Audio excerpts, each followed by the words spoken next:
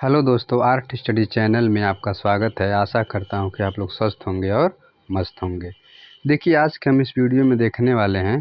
देखिए, यहाँ पे मिस्टेक ये हुआ है, यहाँ पर कलाकार नहीं, यहाँ पर होना चाहिए पार्ट। ठीक, जो हम पार्ट पढ़ने जा रहे हैं 10। आज का हमारा पार्ट 10 है, भाग 10 कि आधुनिक भारतीय समकालीन कलाकार। ध्यान दीजिएगा, इसका 10वां नंबर पार्ट आज हमारा शुरू होने जा रहा है। तो देर ना करते हुए हम इसको प्रश्न को ही शुरू करते हैं। देखिए, आप लोग तैयारी को अच्छे से करिए और हमारे साथ जुड़े रहिए। हम एक एक प्रश्न को इस तरह से क्लियर करा देंगे कि आने वाला जो पेपर है उसमें कोई आपको दिक्कत ही नहीं हो गया। ठीक, चलिए देखते हैं क्या चीज़ें कह रहा है। जैसे देखिए, कुछ कमेंट आ रहे हैं जो कि वो बिहार का पढ़ाने के लिए। ध्यान दीजिएगा, थोड़ा सा 2 मिनट समय दीजिए। ये जो बिहार टीचर की अगर हम बात करें, ठीक, कला की, तो बिहार कला के बाद देखिए सिलेबस जो होता है, सिलेबस जो होता है यही रहता है। उसमें क्या होता है, कुछ चीज़ें स्पेशल होती हैं, उसको हम अच्छे से आपको हम समझा देंगे। लेकिन सिलेबस यही रहता है, लेकिन कुछ विशेषता होती है। जैसे मान लीजिए यूपी का अगर पूछ रहा है तो यूपी टीजीटी है तो यूपी से संबंधित कुछ चीज़ों को मस्टली पूछता है। अगर बिहार का है तो बिहार से कुछ चीज़ों को मस्टली पूछता है। यही अंतर होता है, ज़्यादा अंतर नहीं होता है। पढ़ना आपको भारतीय कला है, पढ़ना आपको 5-7 कला है। जो भारतीय कला के अंतर्गत जो रेखा, रंग, रूप, आकार, ये सब चीज़ों को आपको पढ़ना ही है।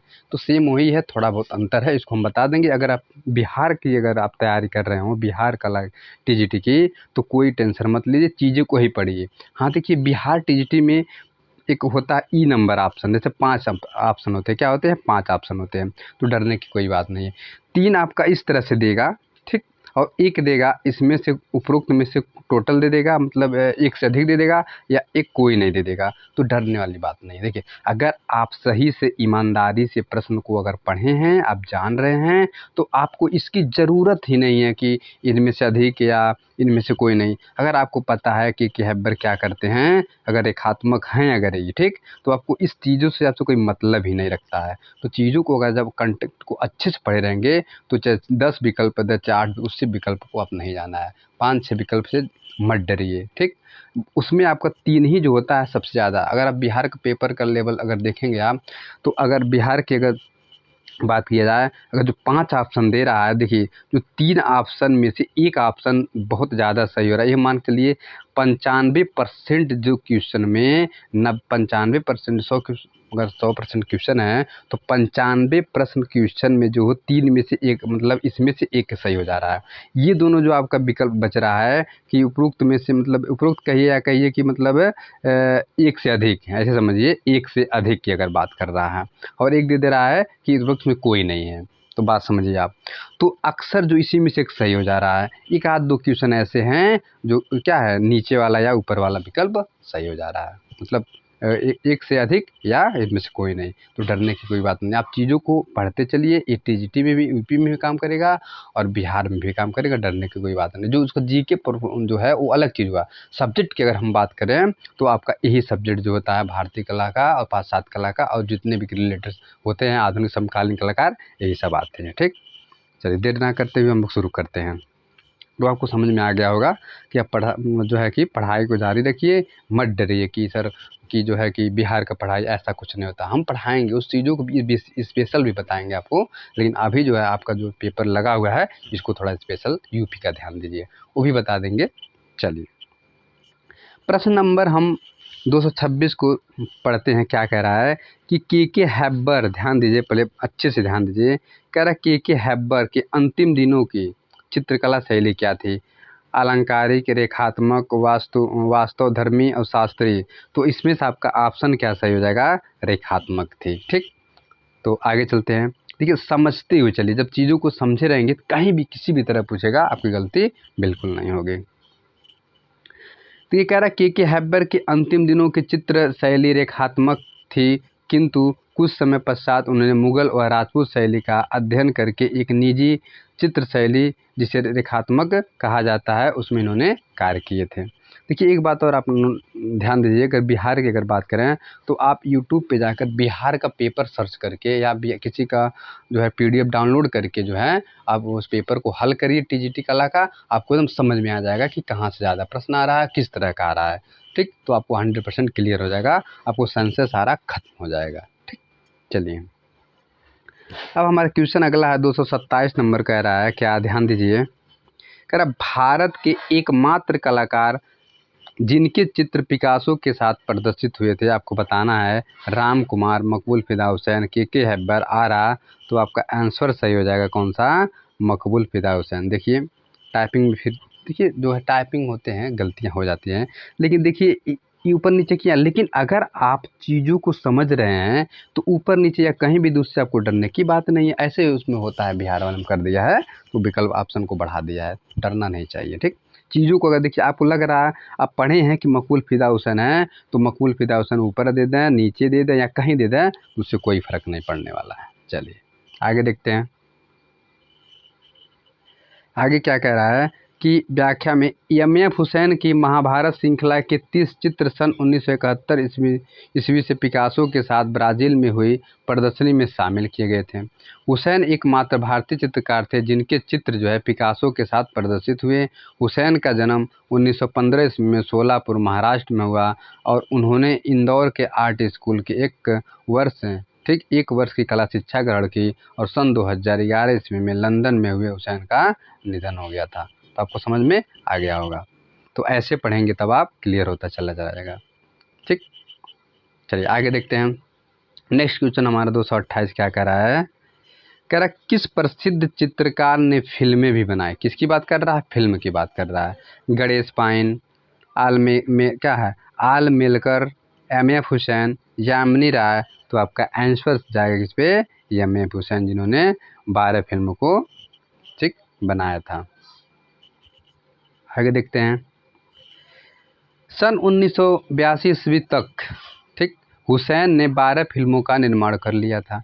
वे कहते थे कि मैं घोड़े बेचता हूँ, फिल्में बनाता हूँ। आपके द्वारा निर्देशित film through the I A painter Rajasthani शैली में फैले जीवन के आधार पर ये बनाई गई थी।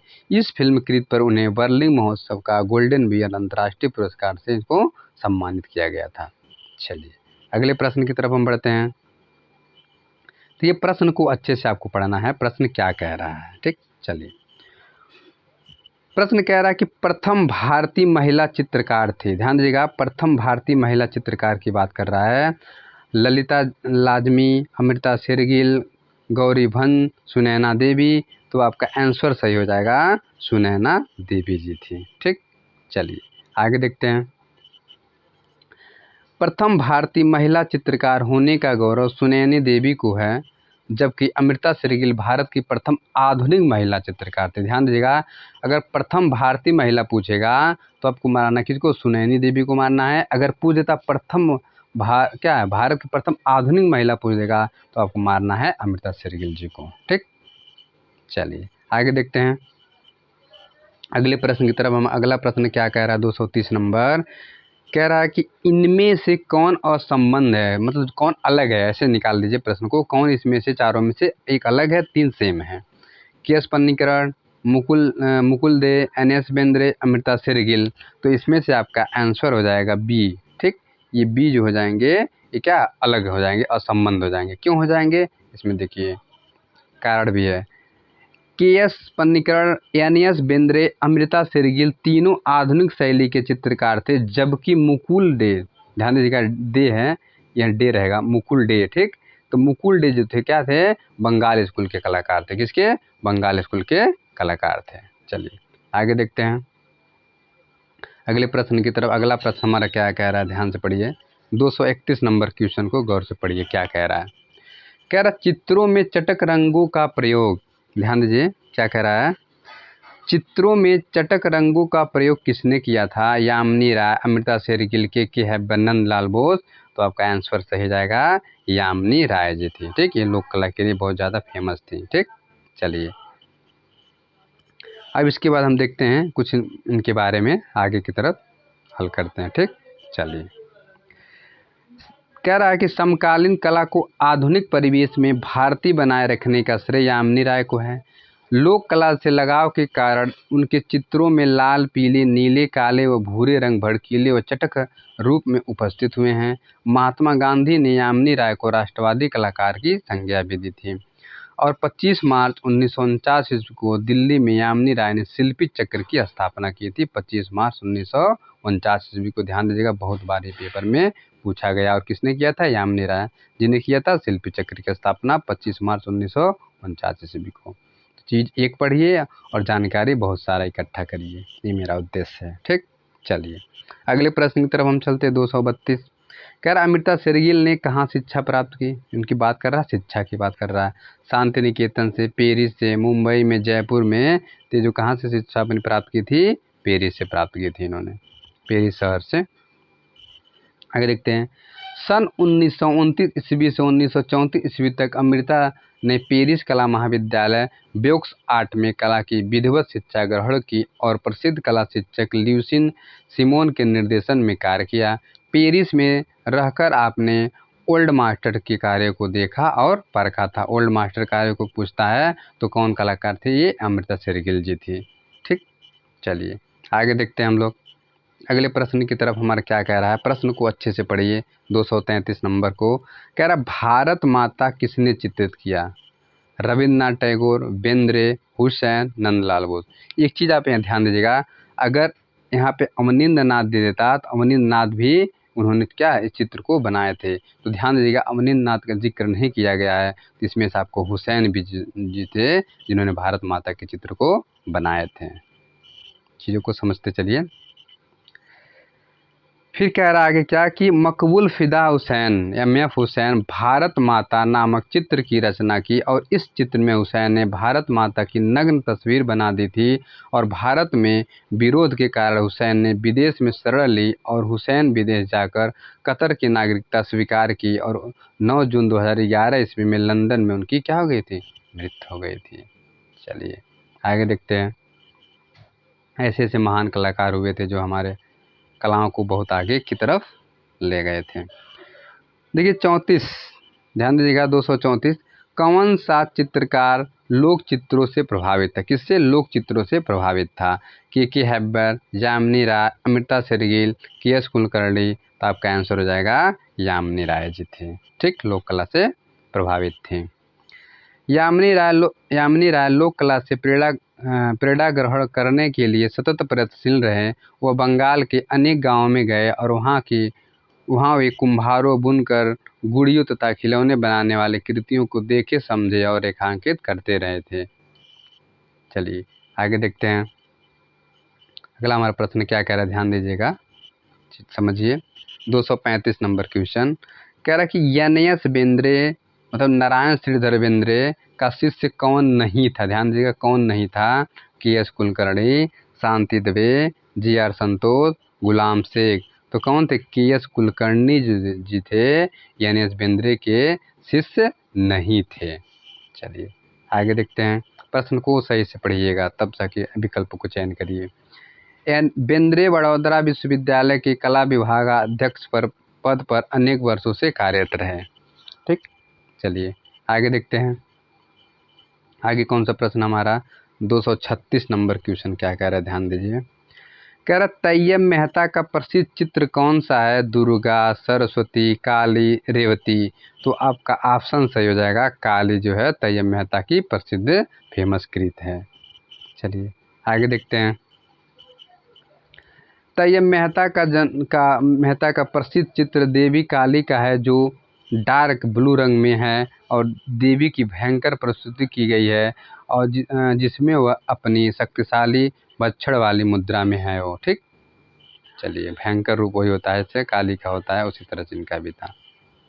चलिए आगे देखते हैं। 237 नंबर क्वेश्चन क्या कह रहा है, तैयब मेहता ने इन शहरों में कार्य किया। किन शहरों में बताइए? बम्बई मद्रास, बम्बई दिल्ली, बम्बई बंगलोर, बम्बई हैदराबाद। तो किस शहर में इन्होंने काम किया था? बम्बई और दिल्ली में इन्होंने काम किया था। चलिए देखते हैं आगे। आगे क्या कह रहा है कि तैयब मेहता का जन्म गुजरात के कपाड़गंज नामक गांव में 1925 ईस्वी में हुआ था और कला की उच्च शिक्षा उन्होंने सन 1947 से 1952 ईस्वी तक JJ स्कूल लापाट मुंबई में ली और तैयब मेहता ने मुंबई तथा दिल्ली में कार्य किए थे। ठीक, मुंबई और दिल्ली में इन्होंने बहुत ज़्यादा कार्य को किए थे। चलिए आगे देखते हैं हम कौन सा क्वेश्चन हमारा 238 नंबर क्वेश्चन क्या कर रहा है।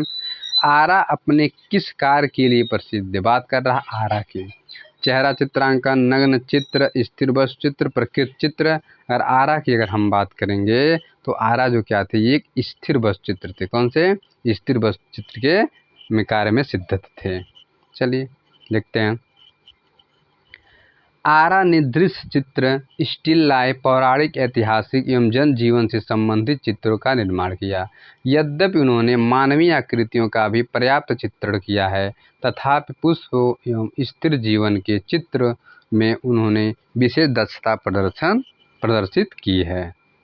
चलिए आगे देखते हैं। 39 देखिए 239 नंबर क्वेश्चन क्या कह रहा है। सशक्त रेखांकन के लिए प्रसिद्ध चित्रकार कौन है? किसकी बात कर रहा है? रेखांकन की बात कर रहा है। अमृता शेरगिल, के हैबर, एन.एस. बिंद, राजा रवि वर्मा। और हम बात करेंगे के हैबर जो रेखांकन में बहुत ज़्यादा माहिर थे। चलिए आगे देखते हैं हम लोग। कह रहा है कि सशक्त रेखांकन के लिए प्रसिद्ध चित्रकार कटेंगरी कृष्ण हैबर, के हैबर। ध्यान दीजिए के हैबर का पूरा नाम है कई बार पूछा भी है के हैबर का पूरा नाम क्या है, तो कटेंगरी कृष्ण हैबर है। ठीक, इनकी रेखाकृतियाँ लयपूर्ण व नाटकीय गति से सजीव है। राष्ट्रीय ललित कला अकादमी ने इनके चित्र रेखा चित्र पर एल्बम तथा इनके व्यक्तित्व व कृतित्व पर एक मोनोग्राफ प्रदर्शित किया था।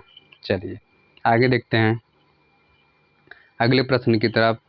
देखिए प्रश्न को ध्यान से पढ़िए क्या कह रहा है। 240 नंबर क्वेश्चन कह रहा है। 240 नंबर क्वेश्चन क्या, ध्यान दीजिए। कह रहा है कि प्रगतिवादी कलाकार समूह का घोषणा पत्र किसने लिखा? ध्यान दीजिएगा, प्रगतिवादी कलाकार समूह का पत्र किसने लिखा था?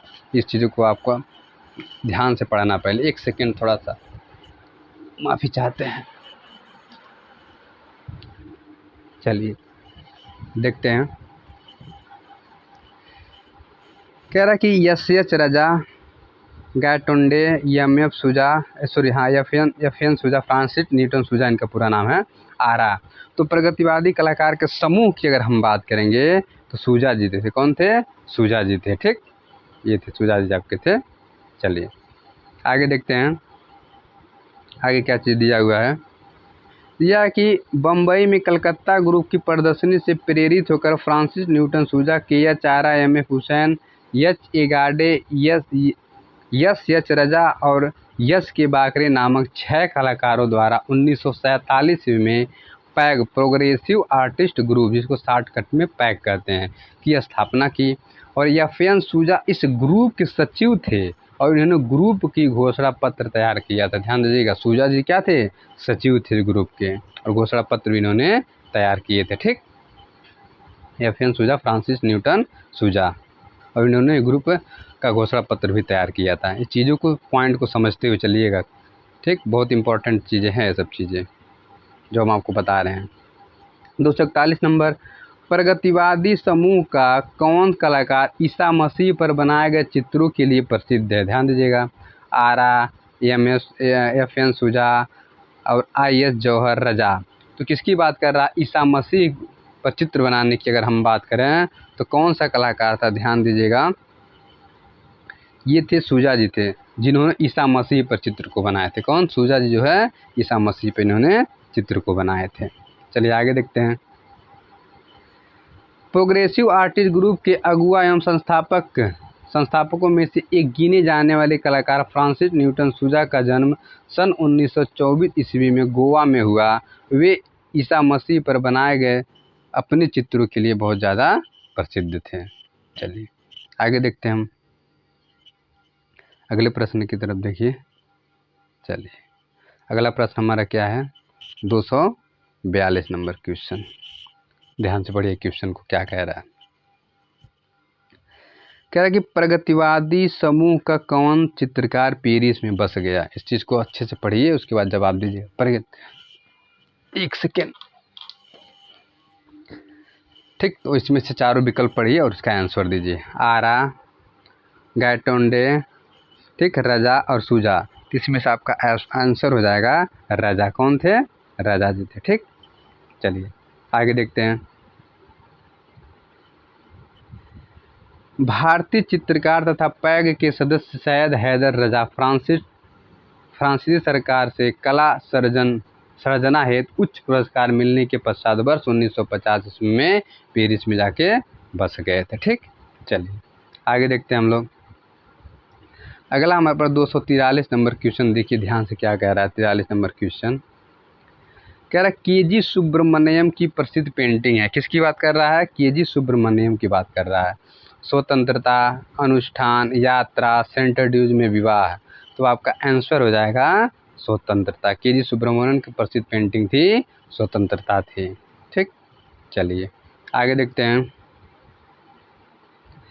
केजी सुब्रमण्यम उन बिरले भारतीय चित्रकारों में गिने जाते हैं जिनमें पाश्चात्य और भारतीय चित्रकला की विशेषज्ञता का समावेश है और उनकी प्रसिद्ध पेंटिंग स्वतंत्रता है। इसके अतिरिक्त अनुष्ठान, यात्रा, सेंटर ड्यूज में विवाह भी इनके क्या है? प्रसिद्ध चित्र है।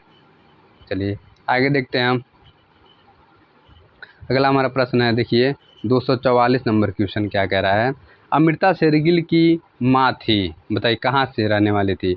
अमेरिकन थी, भारतीय थी, हंगेरियन थी कि अंग्रेज थी? सबको पता होगा इनकी माता हंगेरियन थी और इनके पिता भारतीय थे। ठीक, चलिए देखते हैं आगे क्या दिया हुआ है कि अमृता जी का जन्म जो होता है 30 जनवरी सन 1913 ईस्वी को बूडापेस्ट हंगरी में हुआ और आपके पिता सरदार उमराव सिंह भारतीय सिख जमींदार थे और माता मारियन अंतवा नृत्य गोरेसमन हंगेरियन थी और ओपेरा की सुप्रसिद्ध कलाकार भी थी ये। ठीक, चलिए आगे देखते हैं।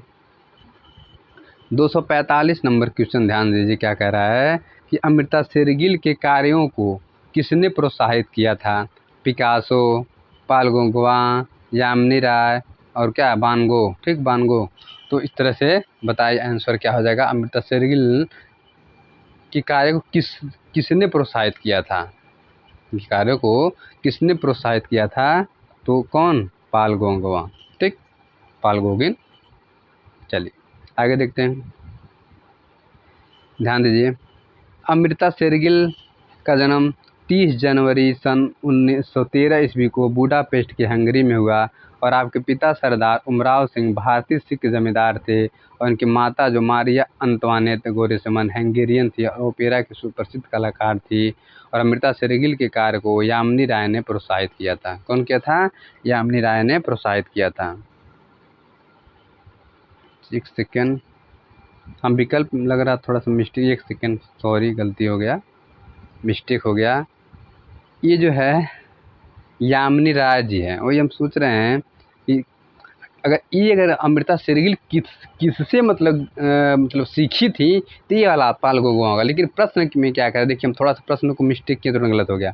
ये पूछा है, ध्यान दीजिए कि अमृता शेरगिल के कार्य को किसने प्रोत्साहित किया? किसने क्या प्रोत्साहित किया था इनके कार्यों को लेकर? अगर ये कहा था किससे ये प्रोत्साहित किससे ली या किससे सीखी थी तो क्या वान गोंगवा पालसेन इससे की मतलब की थी। लेकिन उल्टा हो थोड़ा सा हो गया, तो इसमें से आपको यामिनी राय आंसर हो जाएगा। क्या हो जाएगा? यामिनी राय आंसर होगा। ठीक है, माफ़ी चाहते हैं, थोड़ा मिस्टेक हो गया। ठीक, देखिए लिखा है यहाँ पे मिला है जाकर हमको। ठीक, कि अमृता शेरगिल के कार्य को यामिनी राय ने प्रोत्साहित किया था। ठीक है, मिस्टेक हो जाता है। अगर कोई भी गलती हो, अगर पढ़ते समय मतलब आपको लग रहा है गलत है तो कमेंट जरूर किया करिए। ठीक, गलती किसी से भी हो सकती है।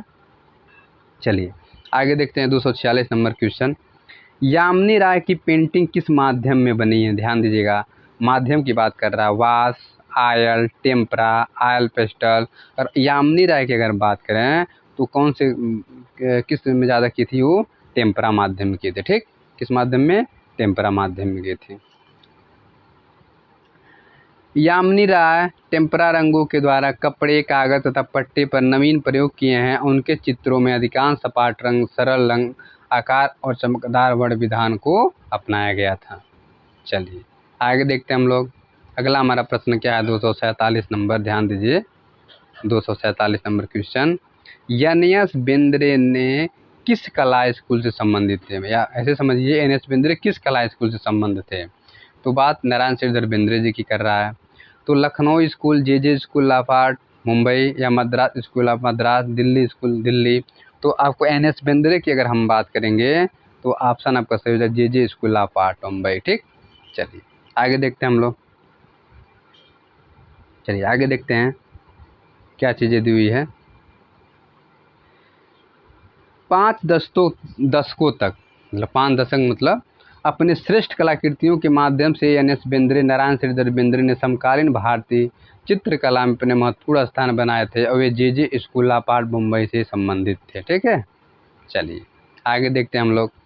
248 नंबर क्वेश्चन ध्यान से पढ़िए क्या कह रहा है, तब आपको समझ में आएगा। कह रहा है कि प्रगतिवादी समूह के कलाकार गायतोंडे जाने जाते हैं इस रूप में, किस रूप में? पेंटर के, प्रिंट मेकर के, मूर्तिकार के, धातु ढलाईकार के रूप में। तो आंसर आपको हो जाएगा पेंटर यानी चित्रकार के रूप में जाने जाते हैं। ठीक, चलिए आगे देखते हैं। प्रोग्रेसिव आर्टिस्ट ग्रुप मुंबई के चुनिंदा सदस्यों में से एक गायतोंडे अमूर्तवादी चित्रकार के रूप में जाने जाते हैं। सन 1924 ईस्वी में नागपुर महाराष्ट्र में गायतोंडे की कला शिक्षा sir J school of art Mumbai में हुई और सन 2001 ईस्वी में गायतोंडे का निधन गुड़गांव हरियाणा में हो गया। ठीक, तो बातें आपको समझ में आई होगी। चलिए अगला हम देखते हैं। 249 नंबर क्वेश्चन क्या कह रहा है। एम.एफ. हुसैन प्रसिद्ध हैं अपने, किस लिए प्रसिद्ध हैं वो? सांड के चित्रों के लिए, घोड़े के चित्रों के लिए, गाय के चित्रों के लिए, हाथी के चित्रों के लिए। तो अगर हुसैन जी की बात करें तो घोड़े के चित्रों के लिए किए थे। वो कहते थे ना मैं फिल्म बनाता हूँ घोड़ा बेचता हूँ, कदम सुने हैं ना आप लोग, अभी ऊपर हम बताए हैं आप लोगों को। तो इस तरह से जब याद किए रहेंगे तो आपको क्या बेहतर होगा ट्रिक लगाने में। कह रहा मुक्तिबोध की कविताओं पर आधारित चित्र भी हुसैन ने बनाए और उनके बनाए घोड़े जड़ता के विरुद्ध एक संघर्ष की गति और ऊर्जा के रहस्यमयी प्रतीक हैं। चलिए आगे तरफ हम देखते हैं। देखिए लास्ट क्वेश्चन आज के वीडियो का है, देखिए क्या कह रहा है। 250 number question. MF. Hussain Madhya Pradesh के किस शहर के हैं? ध्यान दीजिए, भोपाल, इंदौर, ग्वालियर, सतना। तो आपका आंसर हो जाएगा ये कहाँ से थे? हुसैन जी इंदौर के थे। ठीक, चलिए आगे देखते हैं आगे क्या कह रहा है। कह रहा है कि हुसैन जी का जन्म 1915 ईस्वी में फड़पुर महाराष्ट्र नामक स्थान में हुआ और इन्होंने इंदौर के आर्ट स्कूल में 1 वर्ष ही कला शिक्षा ग्रहण की। उसके बाद वे मुंबई आ गए और सन 1936 ईस्वी तक पोस्टरों और होर्डिंग्स को रंगने में अपने संघर्ष का सिलसिला शुरू किए थे। इस तरह से वो अपने चित्रकला में आगे की तरफ बढ़ते चले गए। तो आशा करते हैं आपको वीडियो अच्छी लगी हो, और अच्छी लगी हो तो लाइक सब्सक्राइब ज़रूर करिएगा, और कोई भी गलती मिस्टेक हो, ठीक है, तो उसको कमेंट में ज़रूर करिएगा। पूरा वीडियो देखने के लिए धन्यवाद।